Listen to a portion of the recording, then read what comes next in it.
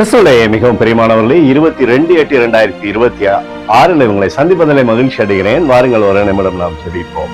அன்பு தகப்பன், இன்றைக்கு என்னோட பாதுகாப்புக்காய் ஜெபிக்கும்படி என் தேவனுடைய சமூகத்தை வருகிறேன். என் தேவனுடைய நிறைவும் அன்பும் ஆசீர்வாதம் விடுதலை என்னோட வாழ்க்கையில இருந்து செயல்படும்படி நீ செய்தல்படி ஜெபிக்கிறேன். எல்லா பொல்லாப்பு நாசமோச விலைக்கு இவரை நீங்க பாதுகாத்துக் கொள்ளுங்கப்பா.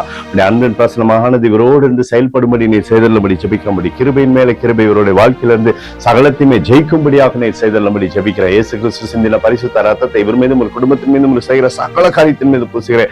ஆகவே இந்த நாள் முழுவதும் நிறைவின் ஆசீர்வாதம் என்னோட வாழ்க்கையில் இருக்கட்டும்.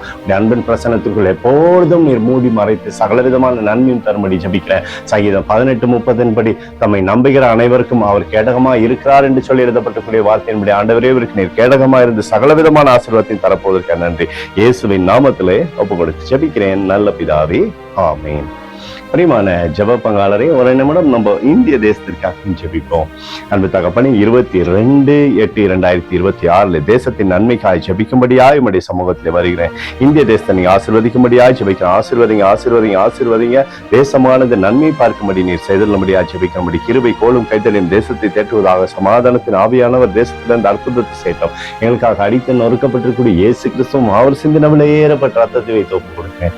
அத்தோடு இந்திய தேசத்தில் எழுப்புதலை தரும்படியாய் ஜெபிக்கிறேன். எழுப்புதலை தருவீராக.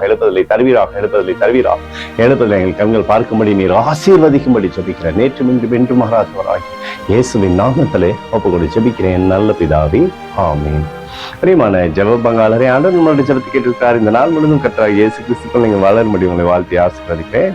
ஆமென்.